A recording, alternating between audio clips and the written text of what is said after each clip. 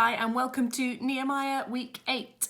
Thank you to Eleanor Jones, who was going to present this week with me, and we worked together on the content for this week, but unfortunately she's not been able to record it today.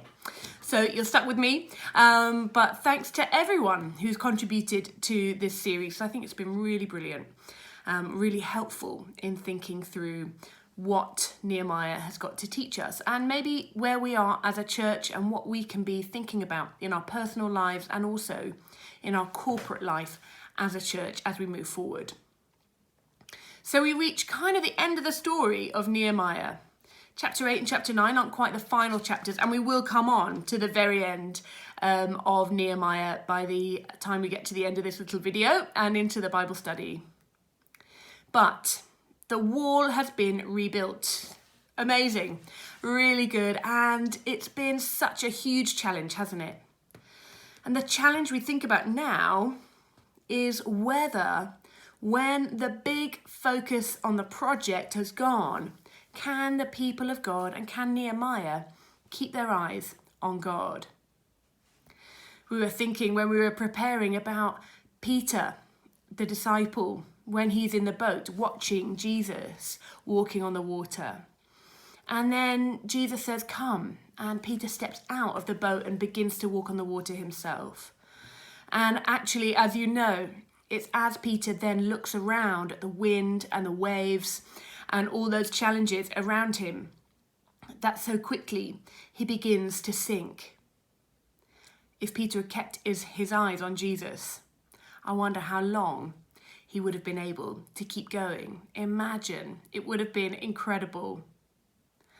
That's the idea for today, keeping our eyes on Jesus. Worship is the main aim. Even the wall for Nehemiah wasn't the ultimate thing.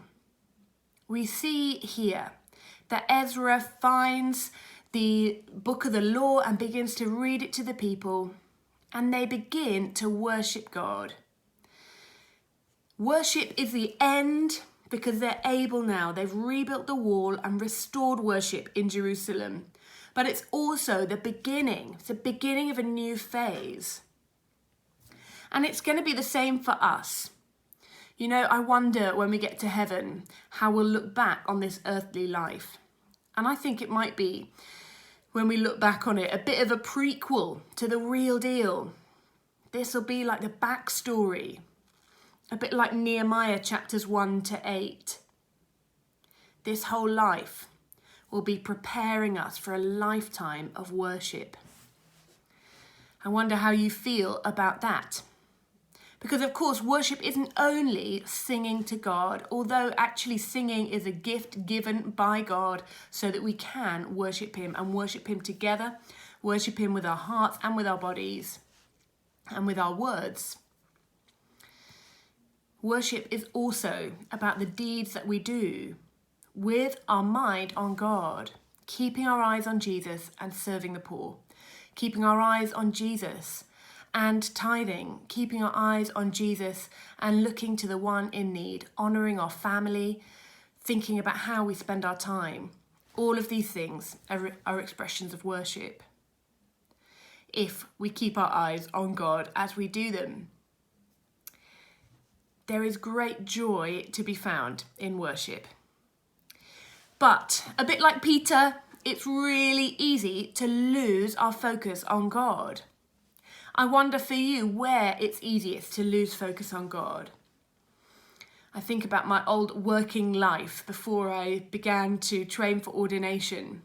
It's really easy to get caught up in things at work and to stop focusing on God, to forget that actually part of my conduct at work wasn't only to honour my colleagues, but actually also to honour God. And remembering that God was with me, God is on my side, and that I loved God was sometimes a challenge. It can be really easy to lose focus on God in all sorts of situations, either at work, sometimes at home. It can be easy because all we want to do is veg out and just chill. Maybe at home, it's easy for you to lose focus on God. There are always distractions. There are always things that can draw our eyes away. And it was the same for Nehemiah. I wonder what it is for you that draws your eye away. Maybe it's comfort. Maybe it's success at work. You think, actually, if I just do another hour, I'll be closer to that promotion. If I just do this, do that. Or social media, it's so enthralling, isn't it? Having a little scroll. But it can be very distracting. Things that distract us are really just idols. And what needs to happen with idols? They need to be dethroned. There are things that grow up in our lives and can be looked at and worshipped. But really, they distract us from worshipping Jesus. We need to knock them down to keep our eyes on Jesus and keep worshipping. Nehemiah, it seems, his idol was power. He'd done such a good job and led amazingly well. But at the end of the day, unfortunately, the power slightly went to his head, and he ended up leading in a way that was overbearing, power hungry, and not honouring to the Lord or to other people. It can be dangerous to our soul. Nehemiah was this great success story. A great success story. He'd enabled everyone to worship, but it was easy for him at the end of the day to get distracted. There's something for us to think about what happens when a big project ends. How do we come to think about what happens next? Sometimes when we've got something big to focus on, it's really galvanizing, isn't it? It brings us together, helps us to work together and to think together. But when it ends, maybe we need fresh vision from God for the next thing, something to keep us focused. It is actually, I think, quite good to keep a project going, as in to have a project, not to keep a specific one going, but to have something that we're doing. Give us some purpose and to keep acting with God. But also, it's important to rest, to spend time just being with God as well. Not to feel like life is totally meaningless if we haven't got a big project on the go. I wonder if Nehemiah felt a bit like that. It was a bit of an anticlimax. After the law had been read and they worshipped God and they prayed, what next? Who's Nehemiah without a wall to be rebuilt? Nehemiah needed fresh vision from God. Maybe we're at a season that we need fresh vision from God. Where are we going? What could we be doing together, maybe as a small group, maybe as a family, or maybe as a church? What are our aims? Nehemiah, unfortunately, didn't reset his vision with God and instead began to overstep his power. There's this really strange bit at the end of the book where Nehemiah spots people doing bad things. So he thinks. He's the governor then, so he is given a title and some honour within the city. But he beats people. He physically beats them, drives them out of the city and condemns them. Nehemiah is absolutely mad about this wrongdoing. But he's also totally lacking in grace. We think back to Sanballat and Tobias and those people who really were trying to drag him down.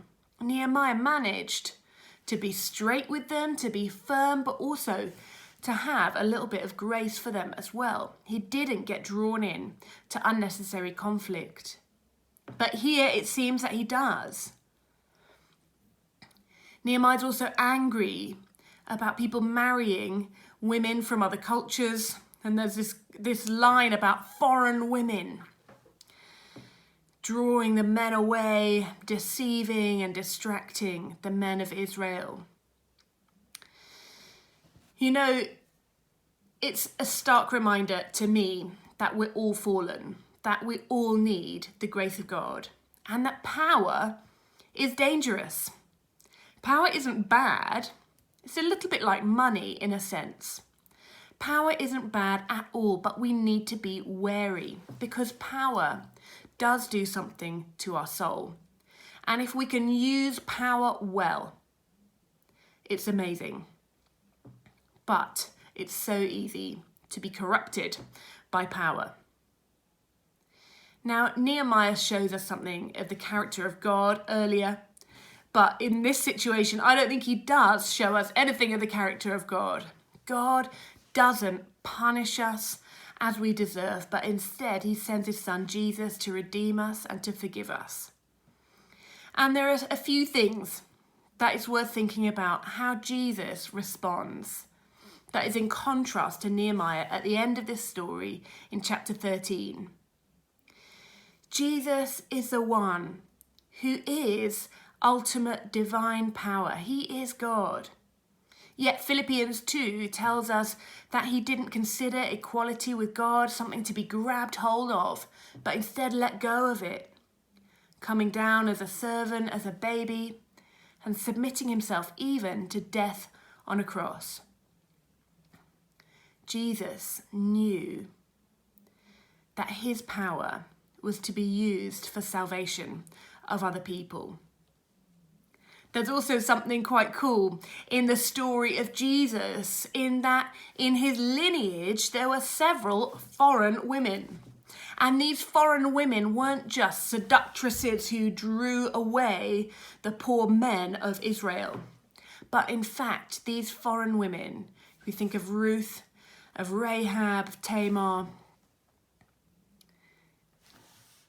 these women were part of the redemptive plan of God, and they showed all those around them the goodness of God, the mercy of God, the kindness of God, and they are woven in to the story of the redemption of humankind. So, women, it's not so bad, even if you're a foreign woman. God can use us all, man or woman, wherever we come from. God can look after us, take care of us, and weave us into his story. But we, like Nehemiah, need to keep our eyes on Jesus. The end of building the wall is the beginning of something new. And for us, when we come to the end of a project or a change in a season of our lives, those are the key moments for us to be thinking, where is God here? What is God calling me to do? And how can I stay faithful to God and not get distracted looking to the right or to the left, not sinking under the waves, not becoming punitive or mad on power, but remaining faithful to the call of God on my life? Have a great discussion and see you soon.